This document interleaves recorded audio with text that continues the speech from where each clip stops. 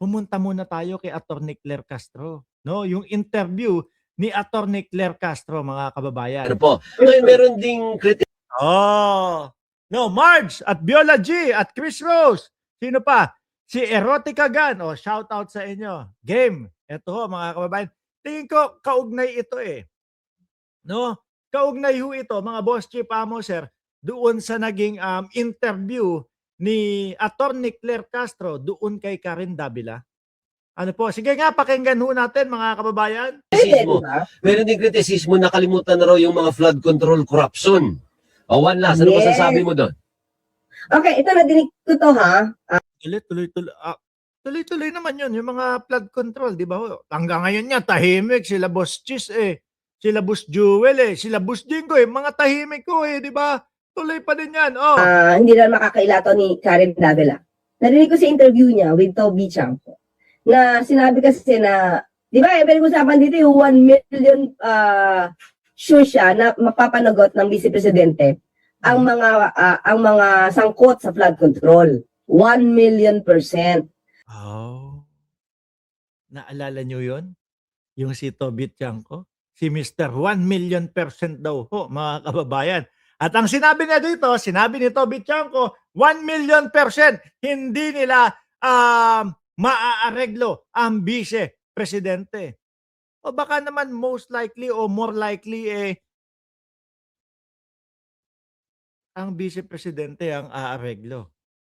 Dahil dito sa mga kinakaharap na impeachment ho.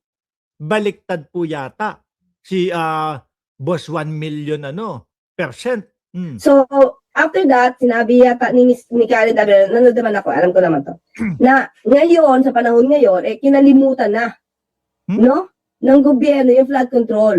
So, that's an irresponsible statement. Okay. Unang-una, laging nagre-report, di ba? Ang DOJ, pag natatanong ng media, pati ang ombudsman, kadinig ko lang yata kahapon, kagabi yata yun or kahapon, patuloy, everyday, ang kanilang pag-meeting with regard to this. Kasi yan namang yung mga yan, no? Puro batikos lang naman po ang alam niyan, mga kababayan. Toby Chanco, ang hilig magbatikos. Pero tingnan mo yung ano niya, syudad niya, o yung Nabotas. Hanggang ngayon, binabaha. Pagkalaki-laki daw nung mga nakukuha ng mga pondo, budget. Pero wag ka. Hanggang ngayon, talaga. Alam niyo ho yung mga tricycle doon, o yung mga sidecar doon sa yan, Malabon, Nabotas. Alam niyo po yung regular na sidecar sa Maynila? Yung gulong nun pang BMX ho tapos mababa lang. Doon sa kanila, tao na ang nag-adjust. Bakit to? Yung mga tricycle o yung mga sidecar sa kanila, pagka tataas po ng mga gulong, di ba yung mga pang mountain bike yung mga gamit nila at kailangan mataas? Sa tinagal-tagal nila Toby Chanco dyan, hanggang ngayon baha pa din. Kaya siguro, sige kami na lang mag-adjust, nahihiya kami sa inyo. Yung tricycle o yung mga sidecar namin, taasan namin para pwede sa pambaha. Pero inyo po yun, no? Saklap. Di ba, Ma'am Neng Gigi? Watching pa rin ako, sabi ni Ma'am Neng Gigi. Noong isang araw lang, nagsalita si Atty. Polo, spokesperson ng DOJ, na sila ay nagsumiti na ng kanilang report o recommendation patungkol sa, kung ako nagkakamali kay Senator Joel Villanueva yata yung involvement, doon sa DOJ as sa ombudsman. So itong mga news na to, hindi dapat pinapalagpas. Sa mga DDS kasi, Sir Archie Beroya at Marlone Villanueva, lagpas lang yan no? Hindi ho sila nagagalak sa mga ganyan. Ayaw ho ng mga DDS na mga nakakarinig nung mga ganyang balita kasi ang gusto ho nila, mga kababayan, ang magaling po sa kanila ay ang mga Duterte. Sa payang, kila Pulong, pagkalaki-laki. Ng 51 billion na naging pondo. Pero grabe, mga kababayan, dun din po, Davao City, binabaha. Salabat din yung mga kuryente doon, di ba? Mga news na yan, na alam natin na nandiyan pa rin yung flood control projects na pag-iimbestiga. At patuloy, at nag-hearing pa nga yung iba May preliminary investigation according to DOJ. So, para sabihin ni Ms. Karen Davila na nakalimutan na o natulugan na o namatay na yung pag-iimbestiga sa flood control project. That's an unfair statement. Oh. Kaya siguro yung mga kababayan natin, mga kaibigan natin na mga nanonood dito, no, sinasabi na, "Mark, hindi mo ba alam DDS si Karen Davila?" Sabi ko, "Hindi ko naman alam, no. Ngayon ko lang narinig sa inyo."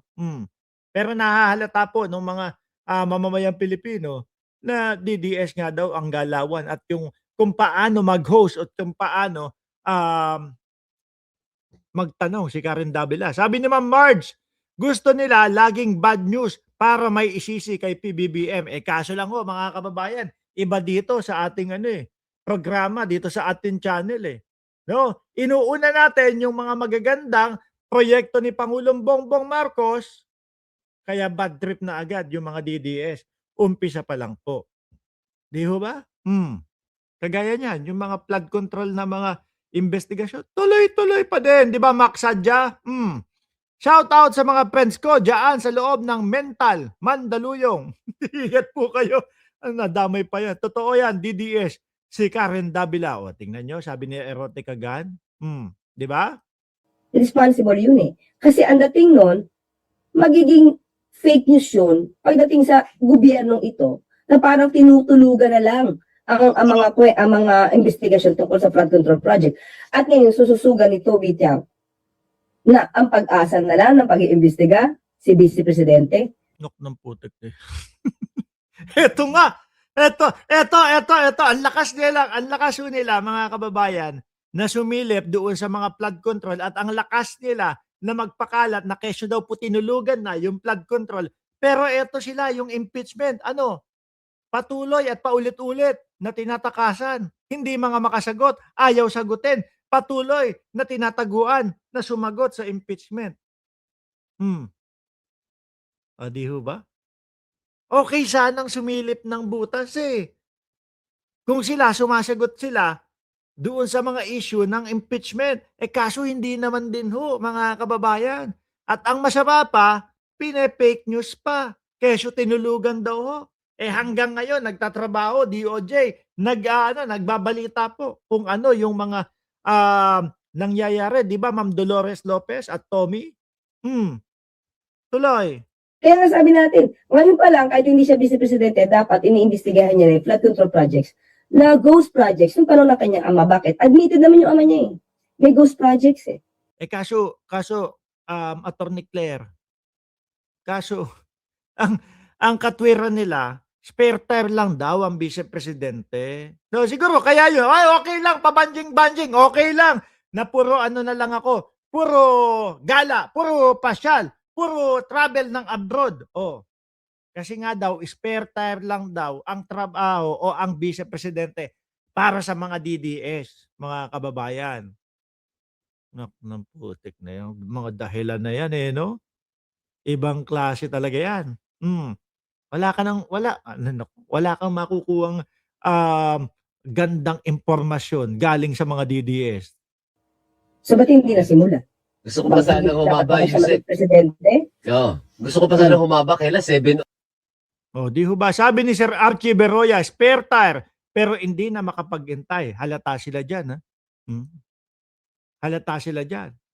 Yung paulit-ulit na paulit-ulit na paglabas sa kalsada, mga kababayan.